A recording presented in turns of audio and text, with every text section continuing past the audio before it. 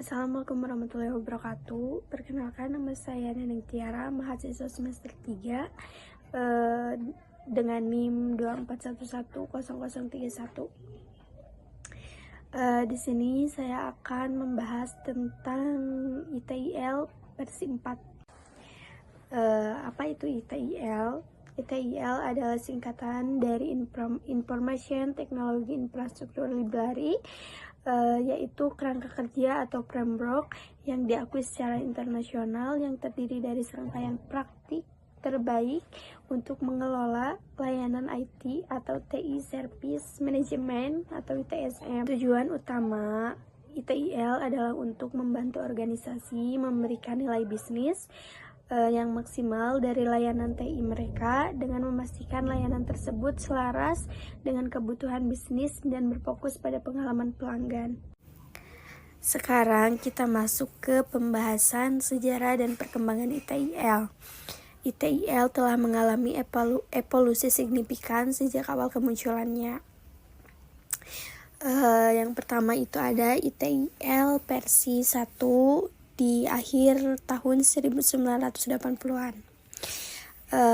ITIL ini dikembangkan oleh Central Computer and Telecommunication Agency atau CCTA di pemerintahan Inggris.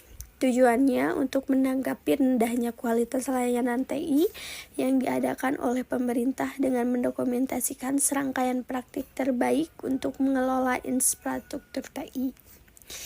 Yang kedua itu ada ITIL versi 2 di tahun 2000 sampai 2001. Publikasi disederhanakan dan dikelompokkan ke dalam set buku yang lebih fokus terutama pada service support, didukung layanan, dan service delivery atau pengiriman layanan. Versi ini menjadi sangat populer dan diadopsi secara luas di seluruh dunia. Yang ketiga ada ITIL versi 3 2007. Ini diperkenalkan konsep siklus hidup layanan atau service life skill yang memberikan pandangan yang lebih holistik tentang manajemen layanan. Selanjutnya ada konsep dasar ITIL, yaitu konsep dasar ITIL ini berpusat pada pengelolaan layanan TI atau IT Service Management (ITSM) sebagai suatu kerangka kerja yang holistik dan berorientasi pada nilai bisnis. Dengan rilis terbarunya ITIL versi 4, konsep dasar ini dikemas dalam sistem nilai layanan atau Service Value System (SPS).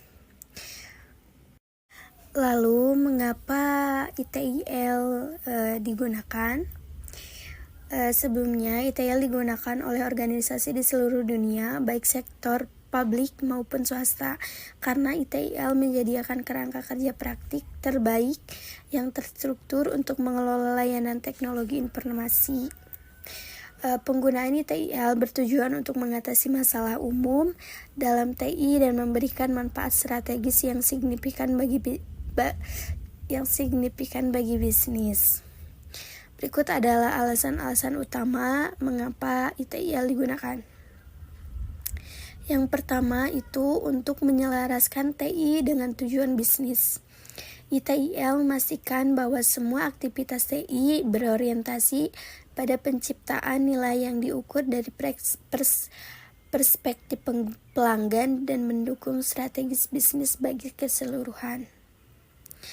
Dengan proses yang terstruktur, TI tidak hanya dilihat sebagai pos pengeluaran, tetapi sebagai aset strategis yang berkontribusi langsung pada pencapaian tujuan perusahaan. Yang kedua yaitu meningkatkan kualitas dan keandalan layanan.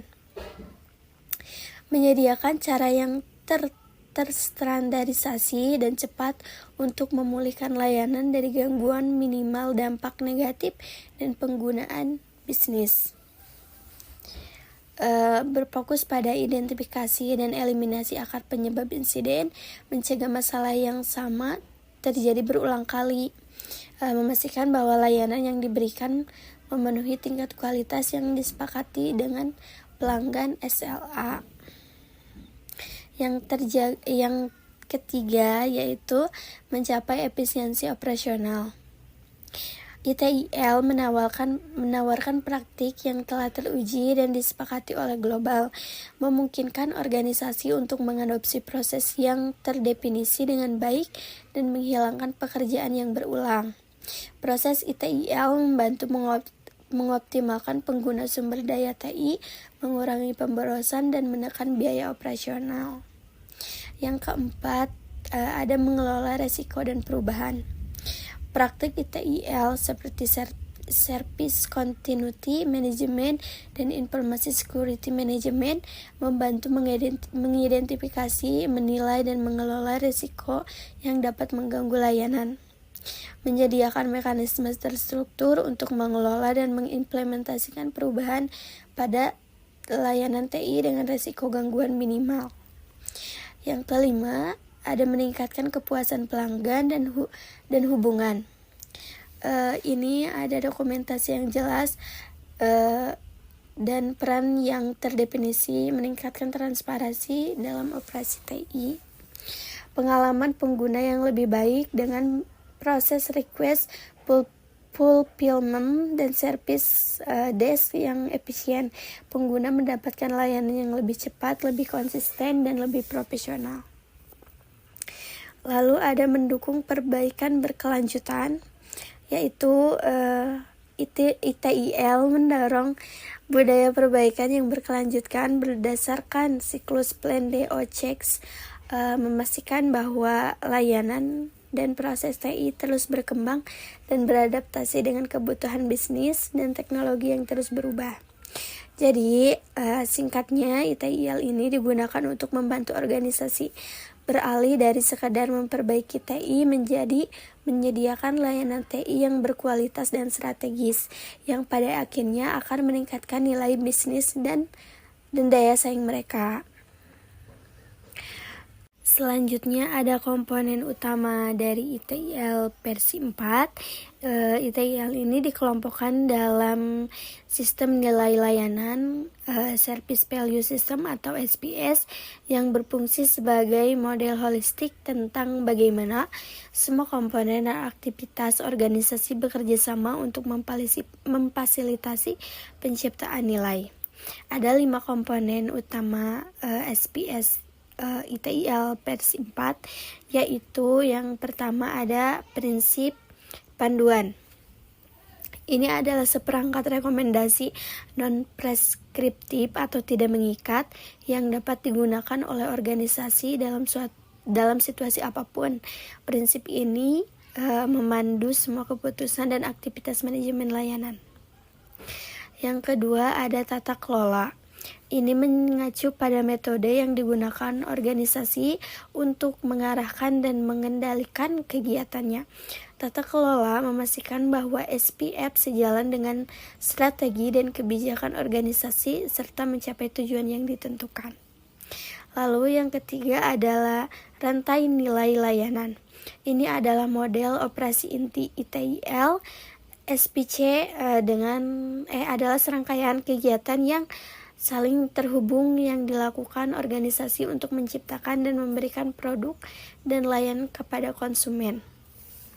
Ada 6 aktivitas utama SPC, yaitu rencana, yang kedua tingkatan, yang ketiga libatkan, yang keempat desain dan transisi, yang kelima dapatkan atau bangun, dan yang terakhir kirim dan dukung. Yang keempat ada praktik. Ini adalah seperangkat sumber daya organisasi yang